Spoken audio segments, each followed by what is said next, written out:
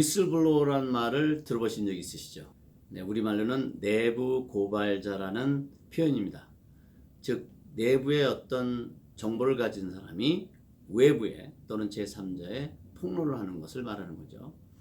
연방국세청에서 2018년에 이와 같이 위슬블로우, 내부 고발자로부터 고발을 받아서 감사를 해서 걷어들인 그 세금 총 금액이 14억 달러에 이르렀다고 발표했습니다.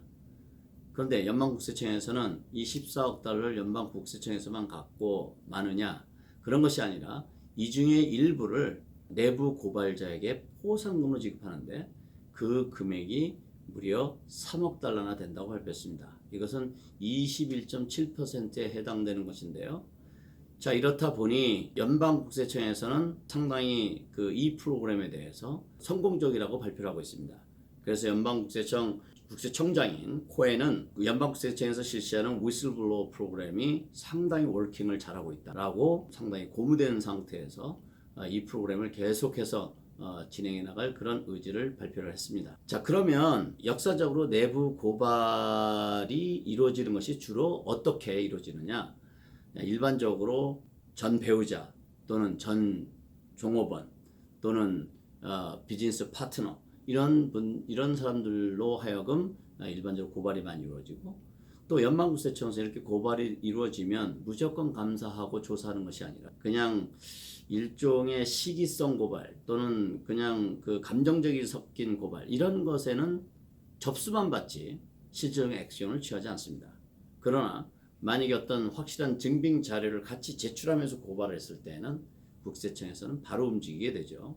그래서 여러분들이 구글에서 그 whistleblower lawyer 이렇게 딱 치면 아주 쫙 뜹니다. 그만큼 또 이런 위슬블로우들을 도와주는 그런 변호사들도 많이 활동하고 있는데요. 탈세로 인한 형사처벌의 많은 케이스는 고발에 의해서 이루어지지만 그런 고발이 반드시 형사처벌로 이어지는 것은 물론 아닙니다. 형사처벌을 하기 위해서는 그 burden of proof, 그걸 증명해야 될 파리가 그쪽이 그 연방 국세청이기 때문에 그런 충분한 증명 자료가 갖춰졌다고 보았을 때 형사 고발이 이루어지게 되겠죠.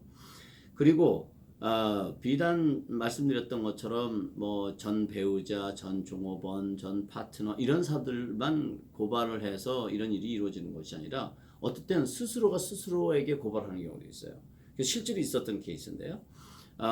리테일 비즈니스 하시고 있는 분이 비즈니스를 팔기 위해서 부동산 브로커를 만나서 실질적으로 내 소득은 이거다, 그러나 보고는 이렇게 했다, 그렇게 해서 본인이 소장하고 있던 손으로 다 기장한 그런 기록들을 부동산 브로커한테 넘겨주고 그렇게 해서 그 비즈니스를 제값을 받기 위해서 노력하다가 오히려 그것이 발목이 잡혀서 언더커버로 국세청에서 들어와서 그런 것을 이제 다 가지고 와서 형사처벌 받는 이런 케이스도 있었습니다. 그래서 항상 그 내부 고발자는 멀리 있는 것이 아니라 가까이 있기 때문에 그런 부분들을 이제 유념하셔야 될 것 같고요. 이렇게 연방국세청에서 발표한 기록에 따르면 그 내부 고발자로 인해서 들어오는 세수가 많다 보니 이제 자연히 이런 쪽이 이제 화제가 되는데, 이 과거 역사상 가장 큰 이 포상금을 받은 사람은 바로 2008년도에 다이아몬드를 밀수하다가 걸려서 결국은 그 시발점으로 인해서 해외 금융자산 신고가 엄청나게 폭발적으로 이 미국에서 커졌고, 이것이 결과적으로 이제 세계적으로 이제 다 번져나가게 됐는데요.